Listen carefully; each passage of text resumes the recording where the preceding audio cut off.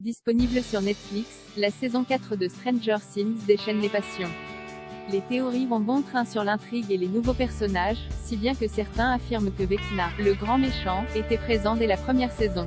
Stranger Things ne va pas sans son lot de théories et dans cet exercice, les fans s'en donnent à cœur joie. Alors que le volume 2 de la saison 4 est attendu pour le 1er juillet prochain, de nombreux passionnés révisionnent la série pour dénicher quelques détails passés inaperçus. L'un d'entre eux est particulièrement troublant et il concerne le grand méchant, Vecna, monstre répugnant du monde à l'envers. L'antagoniste s'attaque aux adolescents victimes de dépression et traversant des moments difficiles.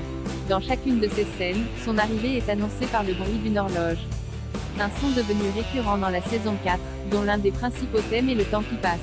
Selon certains aficionados du carton de Netflix, le son de l'horloge est également audible dès le tout premier épisode dans le chapitre 1, intitulé La disparition de Will Byers, un bruit étrange se fait entendre à la 5e minute, lorsque le jeune héros incarné par Noah Schnapp tombe de son vélo. Un son semblable à une horloge retentit. Ce phénomène se reproduit à la toute fin de l'épisode 4, Will le Sage, lorsque Jim Hopper, David Harbour, découvre le monde à l'envers.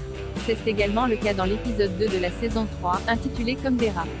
Alors que Billy, Dacre Montgomery, est attiré vers le monde à l'envers et s'apprête à faire face à un double de lui-même, un carillon d'horloge est de nouveau audible. Sur le réseau TikTok, les publications sur cette théorie se multiplient.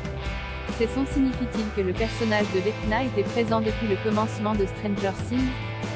Chacun est libre de se laisser aller à sa propre interprétation. Néanmoins, ces sons ne sont pas identiques à ceux que l'on peut entendre dans la saison 4. Il pourrait tout à fait s'agir d'une simple coïncidence. Les réponses à toutes ces questions seront certainement dévoilées dans le volume 2 de la série. Stranger Things est disponible sur Netflix.